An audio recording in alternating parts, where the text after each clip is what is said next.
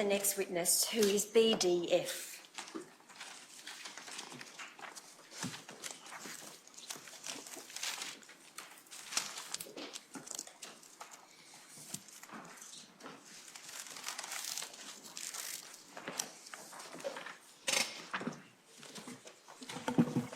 BDF, do you wish to take the oath or the affirmation? The oath. So I'll just have the Bible handed to you. Could you repeat after me, please? I swear by Almighty God. I swear by Almighty God. That the evidence I shall give. The evidence I shall give. In this Royal Commission. In this Royal Commission. Shall be the truth. Shall be the truth. The whole truth. The whole truth. And nothing but the truth. Nothing but the truth. Thank you. Just take a seat. Give the Bible back and take a seat right where you are. Thank you.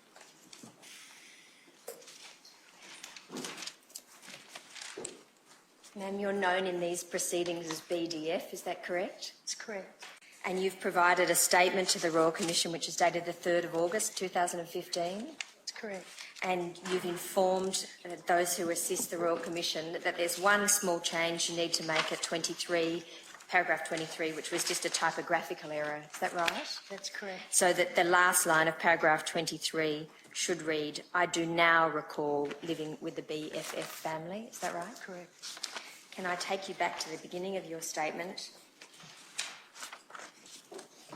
And the first sentence of paragraph 5 reads, my full name is BDF and I'm 42 years old. Your maiden name is recorded there as BDF. Can you take over from where I'm reading and start at paragraph 6? I was born in Victoria in 1972. I lived with my parents and an older sister. My parents separated when I was 1 year old, and I spent a number of years after that going from one parent to the other. I consider these my table tennis years because I felt like a ping pong ball. My mother got custody of me and my sister when I was about 6 years old. My mother was a hard woman. She was also physically abusive towards me. She treated my sister better than she treated me. My mother had told me that I looked like my father, so I believe I reminded her of him. My mother remarried again when I was about 9 years old, and she had another daughter with my stepfather a few years later. Events leading up to admission into care. On the morning of 5th February 1986, just as I was leaving to go to school, my mother stopped me from leaving the house and told me to sit on the couch. I was 13 years old at the time. My sister left for school. About an hour and a half later, my mother took me into the City of Melbourne Children's Court. I was placed in a cell downstairs and then taken before a judge. The judge told me that my mother didn't want me anymore. This came as a complete surprise to me. As far as I knew, my family and I had no previous involvement with the Department of Community Welfare Services Victoria, and I was a well-behaved, good student at school. I've been shown a copy of a document that indicates that my mother had lodged an application of irreconcilable differences. I recall standing before the judge in court and the judge saying to me words to the effect of, Alambi, the children's home where we should be sending you, is full. Would you be willing to go home with your mother for one night? I remember saying that I didn't want to go home with my mother because I'd just heard that she didn't want me. I recall the judge saying that he had no option then but to send me to Winlaton Youth Training Centre. The hearing of the case was adjourned for 3 months for the purposes of obtaining a pre-sentence report. I have been shown a document that states that I then stayed at the Yellum Accommodation Facility in Dandenong from 6 February 1986 till 27 March 1986. Yellum was a hostel for adolescents in state care. I remember that there were 6 to 8 other children in the hostel at this time. Some of these children were boys, aged about 16 and 17. I was sexually assaulted by 2 of these boys on several occasions whilst at Yellum. That document also states that I continued to attend high school during this time. It also indicates that I spent every weekend with my father and his de facto wife before being sent to live with my father in Hampton Park on a long-term permanent basis on 27 March 1986. The application for irreconcilable differences was next heard at the Melbourne Children's Court on 30 May 1986.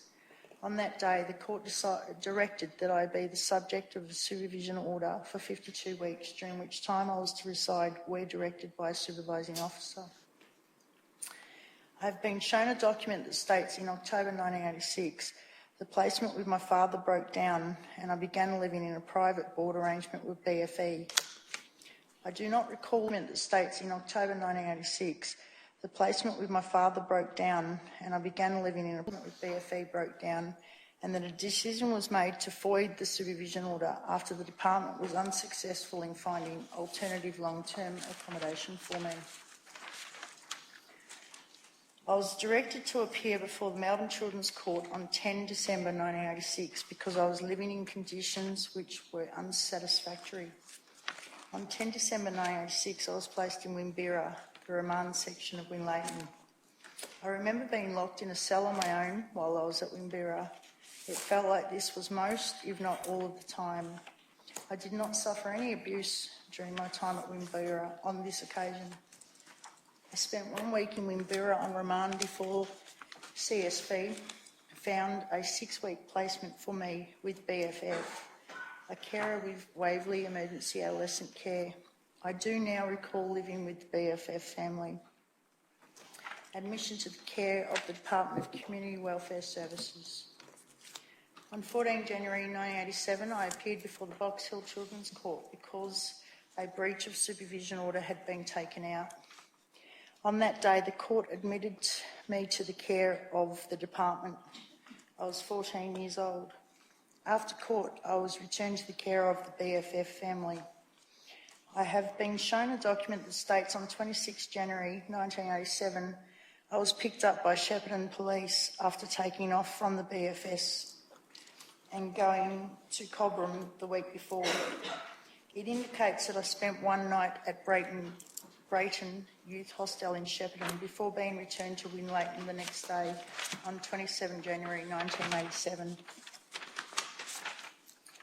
Admission to Winlaton in January 1987. On my arrival at Winlaton, I recall being taken straight to a cell. I believe that I spent a couple of weeks in Wimbera before being transferred to Leewara Hostel, which was a more open section of Winlaton. I recall that I was in a cell on my own most of the time that I was in Wimbera. On 25th March 1987, I escaped from Winlaton after school one day. I was returned to Winlaton by members of the Dandenong Police 2 days later, and that I was placed in Coringal section first before being transferred back to Leewara Hostel on the 4th April 1987. In total, I spent almost 4 months in Winlaton on this occasion. My experience at Winlaton. To the best of my recollection, no worker from the department ever came to visit me whilst I was at Winlaton. I do not recall being given any form of induction when I arrived. I had to work out where to go on my own. I remember that I had just started having my period at this time and I didn't know who to see about going to get a sanitary napkin, so I had to use toilet paper. I recall I was introduced to drugs for the first time at Winlaton. I recall an older girl, whose name may have been BFG, showing me beer and prescription pills which were hidden at the front door in the fire hose cupboard. I'm not sure how they got there. BFG and I drank some beer and took some pills a couple of times a week for a short period. Stocks were always replenished. I'm not sure how. At night time, I recall having to beg to go to the toilet and then being taken to the toilet by a male guard with a dog. He then watched me while I went to the toilet. I also recall having to shower with the doors open. If I was using a razor, a staff member watched me whilst I used it. Sexual abuse at Winlaton by BFG. I remember sleeping in a dormitory-style accommodation at some stage during my stay at Winlaton. I remember that there were a few beds in the room, but only me and one other girl actually slept in the room. That girl was BFG, who I referred to earlier. I believe she was a few years older than me. On a number of occasions, BFG jumped into my bed at night time and sexually abused me. The abuse consisted of fondling and penetration. I was also forced to perform oral sex on her. I believe that BFG may have had epilepsy. I recall her having a fit one night, and I used this as a reason to tell staff that I didn't want to be in the same room as her anymore. I told a female staff member whose name I cannot now recall that BFG was crazy and that I was scared of her and wanted to move rooms. I believe that I was moved into a different room after this conversation with the female staff member because I didn't see BFG again. Sexual abuse at Winlaton during movie nights. Whilst at Winlaton, I attended movie nights approximately once a week. This is when some of the girls in Winlaton, about 20 of them, attended the recreation hall to watch movies. Girls from the Goonya section of Winlaton also attended these movie nights. The Goonya section was a maximum security section of Winlaton and housed older girls who had been convicted of serious crimes. I believe some of the Goonya girls were over 18 years of age. Normally I was segregated from these girls because I was in a different section of Winlaton. The Goonya girls sat in the front row on movie nights. On some nights, after the lights were turned out, I was physically taken down to the front row by some of the Goonya girls. I was then physically held down in a seat whilst one of these girls sexually abused me. The abuse consisted of fondling and penetration. I remember whilst one of these girls sexually abused me. The abuse consisted of fondling and penetration. I remember 4 Goonya girls being involved in this abuse. 2 of them were sisters, and I recall one of them may have had the nickname BFH. The third girl was the most dominant of the 4. She was short, had row. I saw other girls, young girls, being taken to the front row by the same girls. I didn't talk to any of the younger girls about what was happening to me during these movie nights. I was scared of what would happen to me if I made waves. I think that there were about 4 staff members present in the room during these movie nights. I believe that they would have been able to see me being taken down to the front row by the older girls.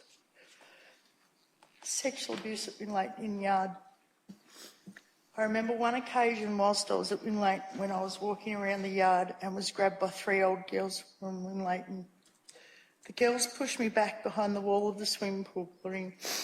One of the girls then held my shoulder whilst another girl penetrated my vagina with her fingers.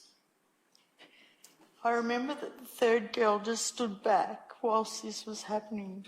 I do not know who these girls were. I just know that they weren't from my section. I remember that other girls from my section were in the yard at this time, but I can't remember why I was there. I also can't remember whether there were any staff members present in the yard at the time. Released from Winlaton. One day whilst at Winlaton, a staff member approached me with my suitcase already packed. Released from Winlaton. One day whilst at Winlaton, a staff member approached me with my suitcase already packed and told me I needed to leave. I asked where I was going and the staff member responded in words to the effect of, "We can no longer keep you here because it's against the law." I believe this was because I hadn't been convicted of a crime. I was transferred from Winlaton to the Dandenong Valley early adults in the Dandenong area. There were a few other teenagers who were wards of the state who were also living on the streets in the area at the time. While living on the streets, I dressed as a man and wore a big coat and boots to try and stay safe because I was scared of being raped. During this time, I usually attended the department office in Dandenong.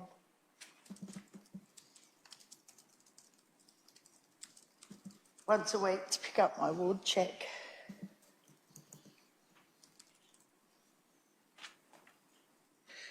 My caseworker during this time was named BHC. I think that he was in his 30s. I remember that he had dark hair, was of average height, quite beefy and hairy. I remember at least 4 occasions when BHC sexually assaulted me by making me rub his penis and touching my breast, and quite beefy and hairy. I remember at least 4 occasions when BHC sexually assaulted me by making me rub his penis and touching my breast and other parts of my body before he would give me my check. I met a group of older men whilst living on the streets who taught me how to steal cars. These men went on to become some of Victoria's most well-known criminals. The ringleader of this group was called BHJ. He paid me for stealing cars. This is how I fed myself. I was caught by the police on a few occasions. They were plainclothes police from the... I remember occasions where I was told by police officers that I owed them and I would have to... I brought the police beer and cigarettes. They would let me off without charging me. I remember occasions where I was told by police officers that I owed them and I would have to deliver a slab of beer to them.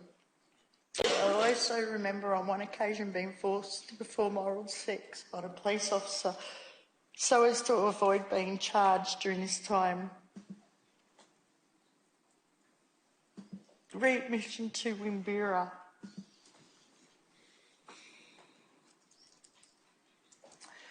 On 7th of August 1987, I was arrested by date and was remanded in Wimbera to appear at the Melbourne Children's Court on 10th of August 1987.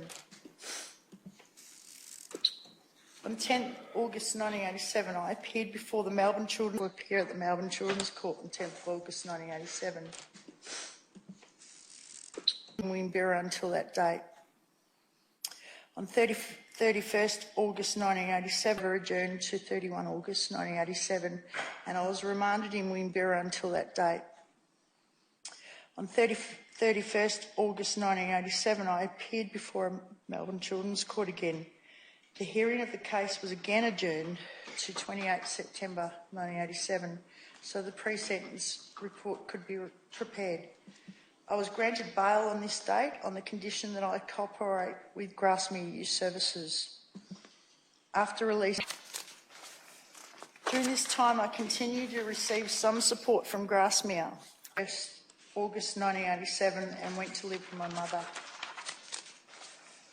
During this time I continued to receive some support from Grasmere. I remember that the staff I dealt with from Grasmere were helpful. This was the only service that ever provided helpful support advocated for me throughout my time in care. On 15 October 1987, I moved out of my mother's house and into private board arrangement with BFJ and BFI. I was 14 years old at this time. I sourced this board arrangement myself. BFJ and BFI's younger son was a friend of mine from school. He was a couple of years older than me. BFJ, mine. BFK sexually abused me most nights for several months whilst I was living with this family. The abuse began with touching, but by the end of my stay with the family, I was being raped. I was still associating with a group of men I met on the streets in Dandenong during this time and was continuing to commit criminal offences. I also contracted hepatitis B whilst I met on the streets in Dandenong during this time and was continuing to commit criminal offences. I also contracted hepatitis B whilst I was living with BFI and BFJ. They wanted me to attend the infectious diseases hospital, but I didn't want to go. In May 1988, when I was 15 years old, I left BFI and BFJ. On 21 July 1988, I was given a place in one of the Dandenong youth flats. I recall this being a share house, which was part of the YMCA Men's Housing Support Program. I noted that it was a men's program because I was told that whilst I was able to live in the share house, I wasn't able to visit the office because it was for men only. I shared a 2-bedroom unit with a man who was 26 years old. His name was BHK. I developed a sexual... I shared a 2-bedroom unit with a man who was 26 years old. His name was BHK. I developed a sexual relationship with this man. He was threatening me. I felt as though I had to have sex with him. By this stage, it was almost as though I thought that this kind of behaviour was just expected of me. I had a boyfriend at this time and ran away from the Dandenong New Flats to be with him. I fell pregnant to this boyfriend while I was still a ward of the state. It was incredibly difficult being pregnant when I was so young and I had no support. I felt a huge amount of guilt and shame being pregnant when I wasn't married and under 18 years of age. I gave birth to my first child in 1990, soon after my wardship was terminated in 1990. I have to correct that. My son was born in September of 1990, so it must have been before my wardship was discharged. Thank you. I apologise. Reporting of abuse. I never reported any of the abuse I experienced at Winlaton. Not to Winlaton staff or anyone else. I thought that the abuse was just part and parcel of living at Winlaton. I thought it was just what happened. I had a child's mind then. They asked me at office to pick up my cheque and not to the department office. I don't think I saw BHC again after reporting the abuse to my caseworker at Grasmere. And not to the department office. I don't think I saw BHC again after reporting the abuse to my caseworker at Grasmere. I never reported any of the sexual abuse that I suffered to the police because I don't trust them. Impact of abuse. The effects of the abuse and neglect that I suffered whilst a ward of the state have been ongoing my whole life. Whilst in care, I was denied access to my family. I learnt later on in my life that my father and my auntie had tried to find me because they wanted to care for me, but they were not to know one another properly before he passed away. As an adult, I developed an alcohol addiction and have been through a rehabilitation program to overcome this addiction. I am unable to hold down a relationship. I was married for 13 years, but the relationship broke down because of the damage caused by my childhood experiences. I don't feel like I've ever had a relationship that I feel like I've been a part of. I find it very difficult to allow myself to be touched. To this day, I have only had a relationship with 3 men, the father of my child, my ex-husband, and one other man. The abuse has affected my relationships with my children and my ability to care and parent them.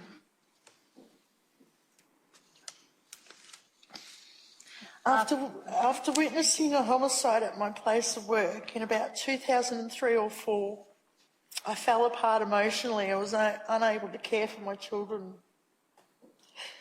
I sought the support of the Department of Human Services. I feel like they failed me again as they were unable to provide me with any support and instead threatened to take my children away from me. I feel that my family have suffered significantly as a result of the effects that the abuse had on me. I ended up moving into state away from my children because I wasn't coping with the issues that were affecting me. My psychologist recommended I do this. Some days I struggle to keep order in my house. I don't know how because no one has ever shown me. I have sought counselling and therapeutic support over many years because of my experiences. I am still in psychiatric care. I believe I will continue to need psychiatric and therapeutic support in the future. Request for ward files. Initially, I requested my state ward file myself. I have a Royal Commission support service worker called Rosalie who is employed by Relationships Australia. Rosalie suggested that Find and Connect could help me get my file, and they did help. Freedom of Information Victoria did a good job and kept me updated about the progress of my request. It took a couple of months. Freedom of Information Victoria, Find and Connect and Relationships Australia all contacted me at various times to say they were concerned about sending me my state ward file as there were things in there I might find upsetting. It was arranged that Rosalie would be with me and support me as I read through my state ward file. I did not have any contact from the Department of Human Services other than that from the Freedom of Information. My state ward file arrived in my mailbox on 14th November 2014. I put it aside. I went on holidays. About early January 2015, I began to read my state ward file and became very upset and felt suicidal. I rang my support services. When I rang Relationships Australia, they told me that Rosalie was in hospital and there was no one who could help me at the time. They suggested that I call Lifeline. Around this time, I rang the Royal Commission office in Sydney. I told them that Relationships Australia were having trouble getting someone to see me in my area, and they said they would sort it out. They did not call me back. I think they did contact Relationships Australia, and I guess they thought it was sorted. Later, a man named Bill from Relationships Australia met with me and said that he could only allocate me half an hour, and he did not think that would be sufficient. So to this day, I have not had anyone sit down with me and go through my state ward file, and I am afraid to do so. I now have a lawyer helping me. I understand that Dr. Vivian Waller from Waller Legal has read through my file. She has told me that I don't have to read through my whole file unless I want to. She has provided me with those documents referred to in this statement. Parts of my state ward file are redacted and there are pages missing. I was told by Freedom of Information Victoria that my client file was officially and legally destroyed in 2003 under the authority from the Public Records Office. Apparently this was official policy at the time. I do not know how I come to have the documents that I've got. Recommendations for change. I contributed to a mental health inquiry in Victoria in 1999. I also provided a submission to the Victorian Child Abuse Inquiry in 2013, which produced a betrayal of trust report. I am happy for my account of what happened to me to be made public because I want to contribute to changing the system so that what happened to me doesn't continue to happen to other children. I believe that every child has the right to be educated and live in a safe place. Child protection practices and care arrangements need to make sure that this is the experience of every child in state care.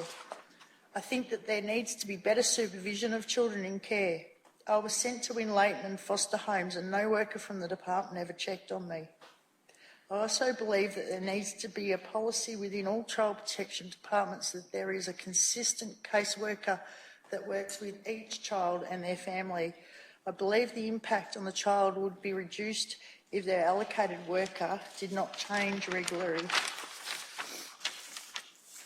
It is also essential that accurate information is recorded in case files, as this is information about children. There is no room for mistakes.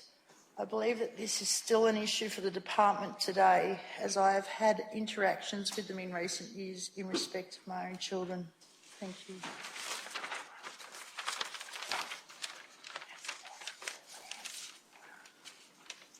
BDF, do you feel okay to answer a couple of my questions? I do. You told the Royal Commission about some sustained abuse that you experienced from other girls at Winlaton. Was there ever anybody that you felt that you could report that abuse to at Winlaton? No. And why was that? Fear. Was there a culture at Winlaton when you were there that people who were labelled dobbers or laggers, I'm putting that in inverted commas, would be punished further? Most definitely. Was there a sense in which the people, the supervisors, the adults in charge reinforced that? Definitely. So you were encouraged not to dob on other kids? I was not encouraged to dob at all. Okay. And did the other children there make it clear that there were punishments for those who did dob on other kids? Definitely. When we were outside the Royal Commission and we had an opportunity to speak, you let me know that you were involved in the Triad program, is that right? That's correct. What did that program mean to you? What did it mean? As in, what do you remember about it? What I remember about it was that first off, it was compulsory, and that we would be placed in a room with a group of girls, and it would cycle around the table, and we'd each have to declare a good deed that we had done within the last 24 hours, and then we would all have to declare a bad deed that we had done within the last 24 hours. And then it would go on to discuss someone's individual problem. Do you remember how long you participated in it? Over what length of time? Weeks or months? Each day I was there. Okay. So your memory is that every day you were at Winlaton, you went and participated in the triad program? Yes. And how long would these sessions last? This is a guess of around an hour and a bit, perhaps. How many girls were involved in the sessions? A few, average 6. And at each of these sessions, were you to come up with a good deed and a bad deed? Yes. Why were you chosen to be part of that group? I couldn't answer. Do you remember any of the staff who were involved? I remember a staff member being present. Do you remember the name of that staff member? No. Was it the same staff member who was present for each of these? No. Do you remember Dr. Eileen Slack at all during your time at Winlaton? I do remember her. Did you have any contact with her? I can't recall having direct contact with her. She was known to be around. Did you see her as someone who was in a position of being the boss? Most definitely. And what was your perception of her when you were a child? I was quite fearful of her authority. Why was that? She was the boss. Do you recall that she was involved in any of these triad meetings? I don't recall. Can you tell the Royal Commission what that experience was like for you of going in the room and being expected to come up with one good thing and one bad thing that you did? To me, it was horrible. Why was that? I feel that those groups actually exposed me to more harm. One of the first things that you discuss is your reasons for being there. And I didn't have a clue why I was there. So when I voiced that within that group, I was instantly attacked. I was labelled a liar. I was labelled as someone who was in denial. And that went on with my peers.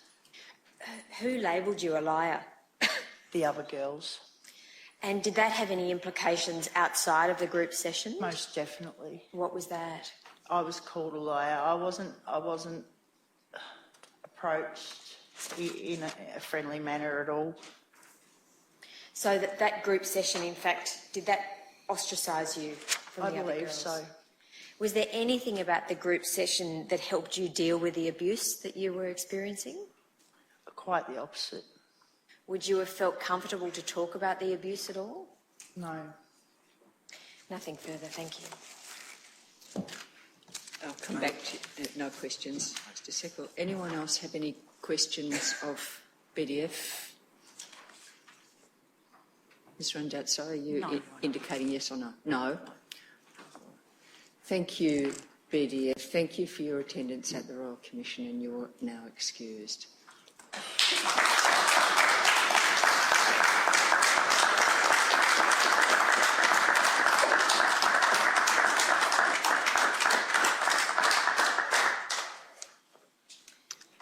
Your Honour, we do have one more witness planned for this afternoon. And that witness is Ms. Gabrielle Short. Would Your Honour just excuse me one moment?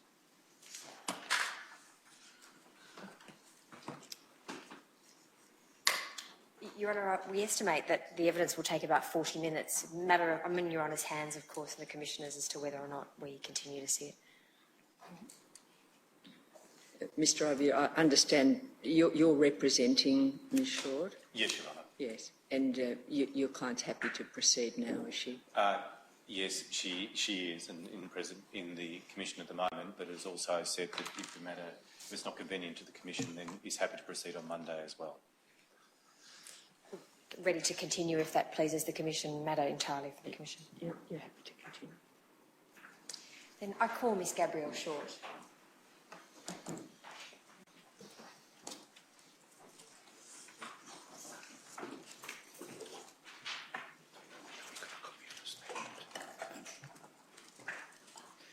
Ms. Short, I'll just get you to administer the oath or the affirmation. Would you mind just standing whilst that's done, please?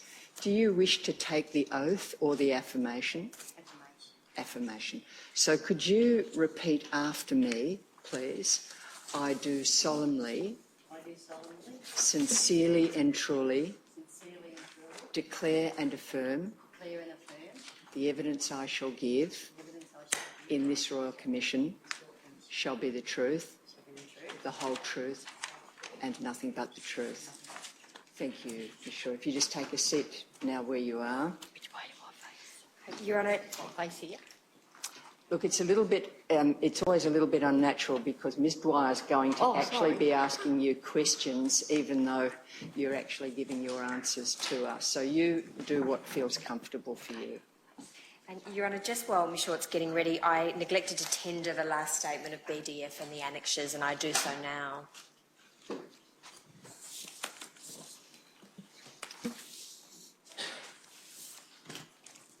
So it's 30.22. Thank you. Ms Short, could you please tell the Royal Commission your full name? Gabrielle Short. And you have provided the Royal Commission with a statement which is dated the 20th of August 2015. That's correct. And the information in that statement is true and correct to the best of your knowledge. Yes. Your Honour, I tender that statement. Mr. Dwyer, where is the statement? In which folder? It's not in a folder, Commissioner. I'll just provide you. I'll make sure that that's handed up to you. Thank you. This is a statement that's recently been attained.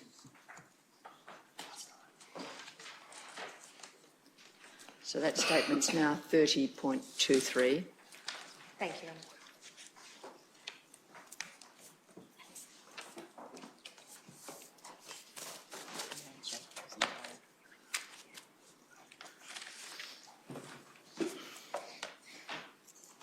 Commissioner, are you content for us to begin while that's being handed up to you? Thank you. Ms Short, you have a copy of that statement in front of you. Yes, I do. Could you begin from the paragraph that starts, "My name is Gabrielle Short"? Do you see that there? Yep. And I'll just ask you to read that statement onto the record. My full name is Gabrielle Rose Short and I'm 59 years of age. Yes, if you just... Do I keep going? Yes, please. Oh, okay. Thank you very much.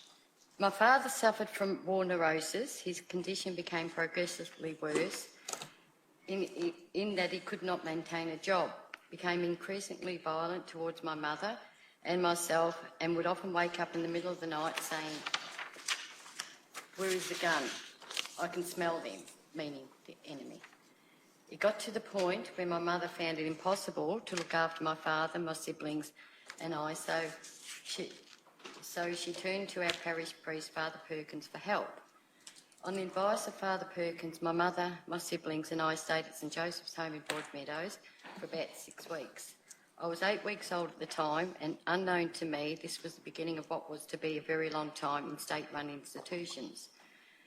A couple of months later, I was transferred to St Joseph Babies' Home in Home Sebastopol, which was run by the Sisters of Nazareth. I stayed there until I was 5 years of age, after which I was transferred to Nazareth Girls' Home in Ballarat, also run by the Sisters of Nazareth. I stayed at Nazareth House until I was 12 years of age.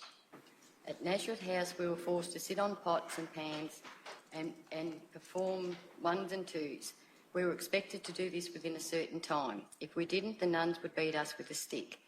I recall one occasion where the nun pulled me forward by my hair, gripped my head between her legs and beat me all over my legs and back. She eventually released her grip, kneed me backwards where I fell onto my pot. This made her angrier, and so she rubbed my face in the urine on the floor. I was bruised for days and have never forgotten this day. I was a bedwetter until the age of 7. At Nazareth House, the nuns or senior girls would come around and check our sheets.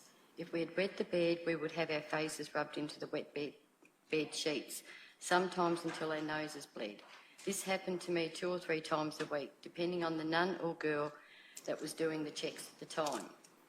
The above 2 examples are only 2 of many of the different forms of physical, mental and sexual abuse I and other children suffered at Nazareth House. After I was severely physically abused by a particular nun, I ran away and went to my sister's house. I couldn't stay with her, so she returned me to Nazareth House. When my sister returned me, she warned the nun not to hurt me again.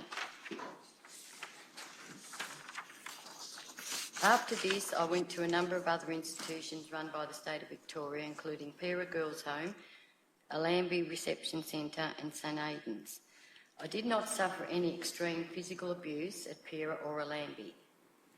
On the 22nd of April 1969, I was transferred to Wimbera Remand Section of the Winlaton Youth Training Centre for absconding from Pera. I stayed there for a couple of days before being transferred back to Pera. 11 months later, I was caught out of the school grounds of Norlane High School and was expelled. Miss McDonald, the superintendent of Pera, picked me up and took me back to Pera. Upon my return to Pera, I was locked in a room for about an hour and then immediately transferred to Allambie. A few days later, the Good Shepherd Convent nuns from St Aidan's picked me up and took me to St Aidan's. I stayed at St Aidan's for 3 months, after which I ran away with 2 other girls. We were picked up by the police, taken to Kyneton Police Station and then transferred to Wimbera on the 26th of May 1970. I was 14 years old at the time I was admitted to Wimbera. I recall that when I was taken there, it was by a police officer in the company of two other girls, and it was dark outside. Upon my arrival, I was required to undergo a full-body strip search by 2 staff members. I initially refused to strip as it was contrary to everything I was taught by the nuns at Nazareth House, that it was a sin to expose any part of your body. I was told by the staff members that if I didn't cooperate, the night watchman would be called and do it for me. The only males at Winlaton were the night watchmen or maintenance men, hence they were used as a threat and this was effective. So I complied with the strip search at 14 years old. I stood there completely naked while the staff members looked for identifying marks on my body and made notes on a clipboard. There was no physical contact by the staff members. Despite being new, I was not given any induction, information regarding who to speak to if I needed help or information. Instead, immediately after the strip search, I was given a nightie and a towel and ordered to go and have a shower. Again, I complied. I took a shower in the presence of a staff member who stood there and watched me the entire time. Although I was told that this was usual, it was very uncomfortable for me given everything I was taught by the nuns at Nazareth House. After this, I was taken to a cell with a rubber mattress on the floor, a grey blanket and a pot. I was locked in the cell for 48 hours, but not told why or for how long beforehand. I came to understand that this was standard procedure for children who had run away from another institution and or were awarded the state. I stayed at Wimbera for about 10 days, after which I was transferred to the Arena section of Winlaton. After a few days of being transferred, I was sent to Fitzroy Clinic on Gertrude Street for an internal medical examination. Prior to this, I had never had any contact with a male or a doctor, let alone a male doctor. On top of this, I had heard from other girls what the examination was going to involve, and so I begged the staff not to let me go because I was a virgin and I had never been with any boys.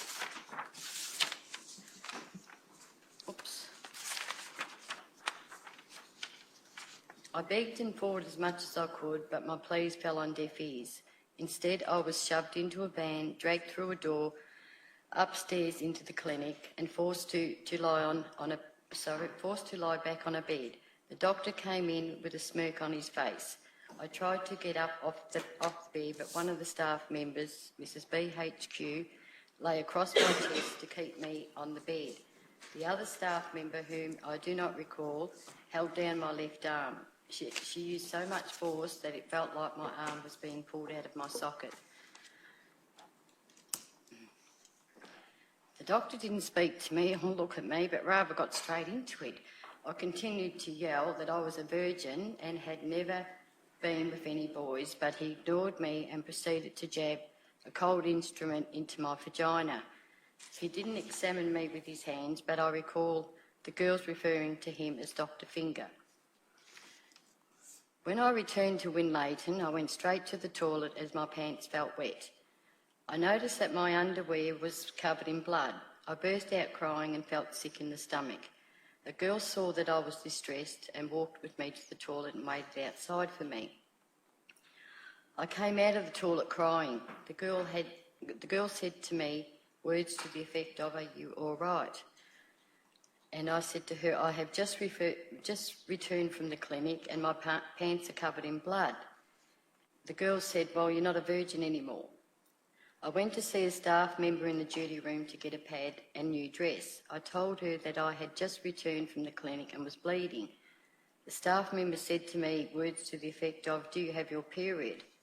I said, "No, I'm bleeding from the medical. I'm not a virgin anymore. I hope yous are happy."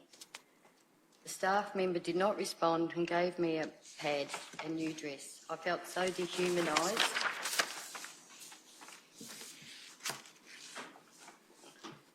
About 10 days later, I was told by a staff member that I was being sent to the clinic for another internal as I had a venereal disease. I again protested. I couldn't possibly have had a venereal disease as I had received 2 injections of what I thought was penicillin. Again, my pleas fell on deaf ears and I was sent to the clinic only to have the examination performed by the same doctor. The results were clear. I did not have venereal disease. Despite this, I did not get an apology. I felt as though I was not being heard and worse, had no one to go to. After about 6 weeks in Winlaton, I was allowed day leave to visit my mother. Every single time I took leave, I was subjected to full body search when I returned.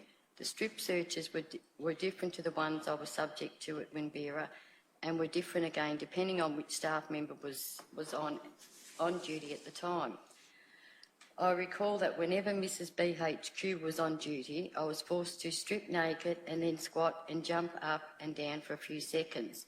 She would stand there and watch to see if anything fell out of my vagina. I recall also that Mrs. BHQ would place her fingers inside my vagina to check if anything was hidden up there. Mrs. BHQ was oh God, sorry.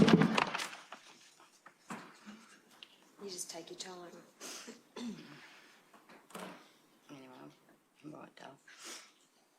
If anything was hidden up there, Mrs.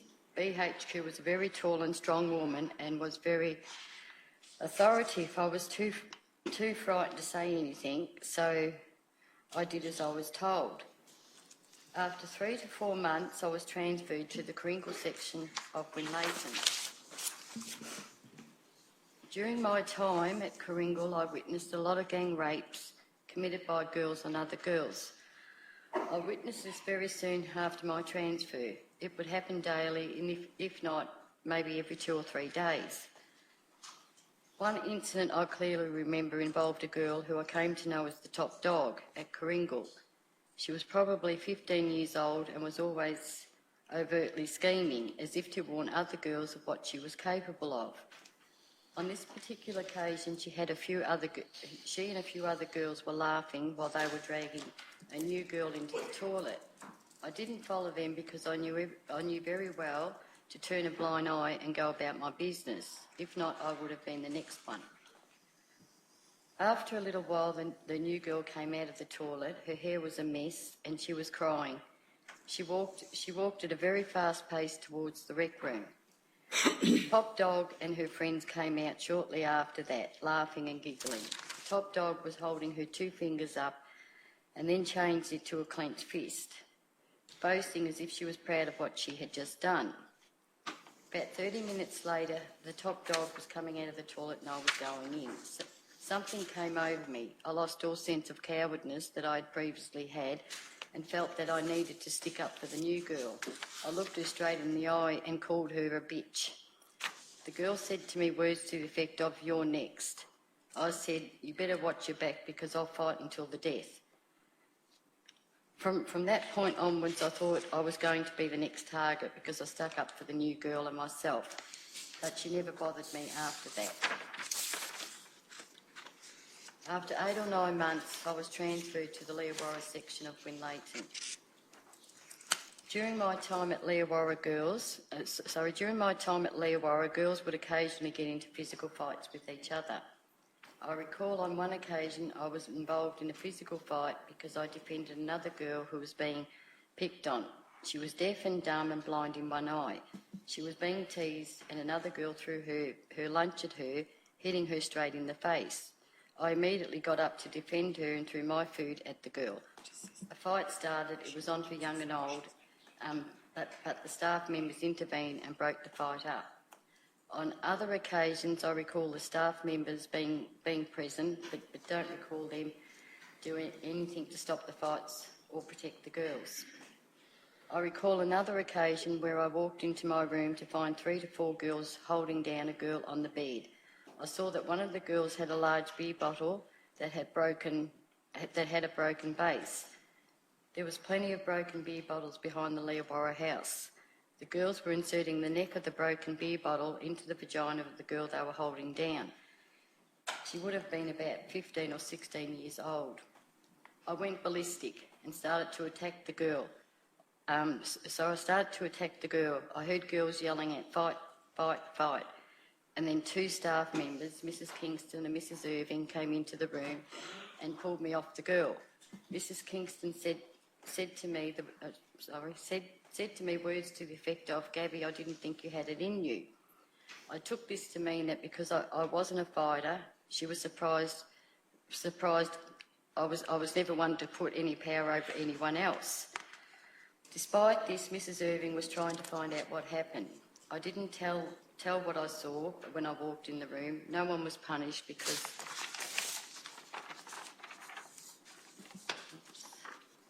no one had said anything. You didn't dob people in. You would get a bashing or worse, be raped.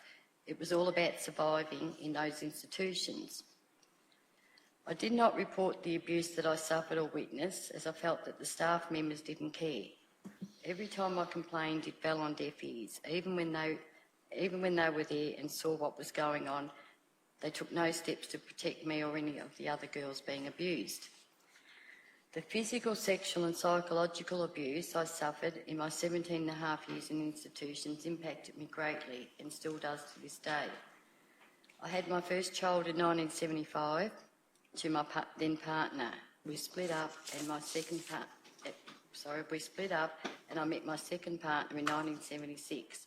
We had our first child, a son, in 1978. In March 1979, we got married in Melbourne.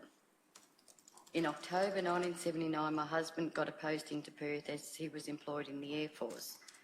At the time, I was 5 months pregnant with our second child, a daughter. 3 days after giving birth to my child, I suffered a mild stroke while I was still in hospital. I checked myself out of the hospital 2 or 3 days after that and returned home to my husband and 2 other children. I didn't want to stay in hospital. A few days after being at home, I suffered a second mild stroke and I was returned back to the hospital. I stayed in hospital for a day or 2 and then went back home. During this time, the hospital arranged appointments for me to have a number of brain scans to investigate why, in my 20s, I had suffered 2 mild strokes. I kept losing a lot of weight. I went down to under 6 stone when my normal weight was 9.5 stone. I was feeling very weak, tired and finding it hard to keep up with everything. When the doctor asked me about whether I had a family history of allergies, I told him that I didn't know much about it as I had grown up in homes. He proceeded to ask me what was that like. I clammed up and got up to leave. He told me to sit down and said that because I was keeping everything. He told me to sit down and said that because I was keeping everything bottled up inside, and it had been for such a long time, my body was turning on itself, and that's why I was feeling so run down. My family and I returned to Melbourne in April 1991. Later on in that year, I started to see a psychologist for a few months. I also started to get into more frequent contact with girls that had been at other state institutions, and we shared our stories. For me, this was the best form of counselling. Because of the forced internal medical examinations, I have not had a pap smear for over 20 years. I would rather risk dying from cancer than to have to go through another one of these procedures and the memories of it. Anything medically wrong with my private body, part, organ, I will not seek medical attention for. To this day, I have not been able to properly adapt to life on the outside of the institutions, and I don't think I ever will, though my coping skills have improved. I have suffered years of depression for which I had been prescribed antidepressants over a number of years. I have also suffered panic attacks and various other health issues. I have suffered 2 mental breakdowns and 2 mild strokes, all whilst I was in my 20s. All in all, however, I am stronger now than I have ever been.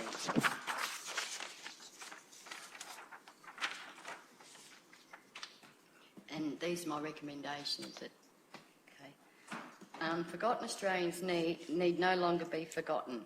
We need to be acknowledged so that this dark part of Australia's history can never be repeated.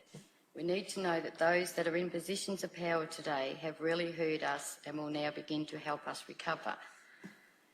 A health card for forgotten Australians which provides ongoing and free access to medical, hospital, dental and counselling services, including free transportation to and from these services.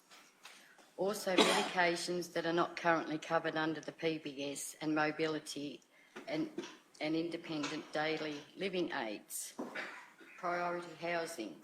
When you spend most or all of your life institutionalised and with no warning are thrown out into the outside world with no life skills and barely any belongings, the odds of falling into the cracks of society are pretty inevitable.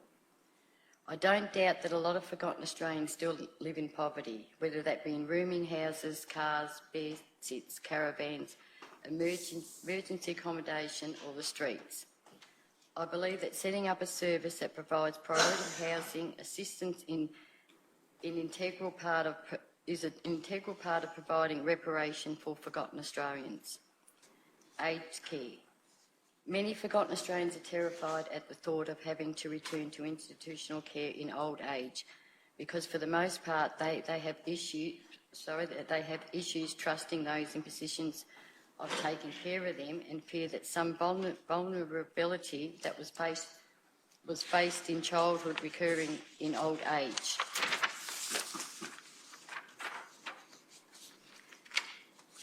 Sadly, however, many forgotten Australians will end up having to go into aged care facilities due to the lack of family support and relationships that they have. I believe that setting up a service where forgotten Australians can access services such as Meals on Wheels, home nurse visits, cleaning services and a bill payment assistance scheme is an integral part of providing reparation for forgotten Australians. Redress compensation. I believe all forgotten Australians are entitled to redress compensation by way of A. Setting up a national register for all victims, survivors. B. Setting up a national information hotline. C. All past providers to continue to a national fund. And D. Advertise via all media forums outlets every 3 months for at least 12 months. Victim survivors must be given the opportunity all victim survivors must be given the opportunity to tell of their experiences of abuse and torture and the impact it has had or the impact it is still having on them today. Request for ward files. In 1984, I submitted a request for a copy of my ward files under the Freedom of Information Act. I did not have any issues with this process. A few weeks later, I collected the files from an office in Swanston Street. I received most of my documents relating to the institutions run by the state of Victoria, but I received very little from the institutions run by the church. There were a lot of documents missing and a lot of information blacked out. There was no explanation provided about this. 2 years later, in 1986, I burnt the documents as I had already read them and wanted to move on. I didn't provided about this. 2 years later, in 1986, I burnt the documents as I had already read them and wanted to move on. I didn't. In 1998, I submitted another request for a copy of my ward files, this time with the assistance of Morris Blackburn lawyers. This time, even more documents were missing as compared to my request in 1984. I had also Ms. Dwyer. Just one question, Ms. Short. Ms. Short, you may have heard me ask the last witness this. When you... Ms. Dwyer. Just one question, Ms. Short. Ms. Short, you may have heard me ask the last witness this. When you were being abused at Winlaton, did you feel that there were any staff members that you could turn to report the abuse? No. And why was that? Well, I don't know. They didn't seem to worry about, fighting and with the sexual abuse, they just walked the other way. They turned a blind eye. So is it your evidence that you believe that staff members at... Ms. Driver. Ms. Short, do you mind if I just ask you one question about the request for your ward files? So you've told us that you submitted that request in 1980. Do you mind if I just ask you one question about the request for your ward files? So you've told us that you submitted that request in 1984. That was the first time, yeah. What was the catalyst for you as to why you wanted your wardship files? Well, I grew up in institutions. That was my life, and curiosity, I guess. And I mean, not having photos, not having like a lot of people, So I just wanted to know about my family. That's what you were looking for. And that was before I caught up with my mother, my father, other brothers and sisters that I found out that I had. Yeah, it was just curiosity, my life, childhood. Did you find that information about your family in your wardship file? Not a lot, no. Yes. So when you did catch up with your that information about your family in your wardship file? Not a lot, no. Information contained in your file? No, that was just my ongoing search through my life. And I met up with brothers and sisters that I didn't, I didn't know I had, but I found out that they were in one of you. It's just my ongoing search through my life. And I met up with brothers and sisters that I didn't until I was in my 30s. And none of that was in my ward file. I remembered them, but I didn't know they were my brothers and sisters until I was in my 30s. And none of that was in my ward file. But I found I had these other brothers and sisters, but the nuns didn't tell us. But the nuns knew. Yeah. Thank you, and thank you for your patience in bearing with us today. I know it's been a long day for everyone, so thank you for your attendance at the Royal Commission, and you're now excused. Okay, thank you.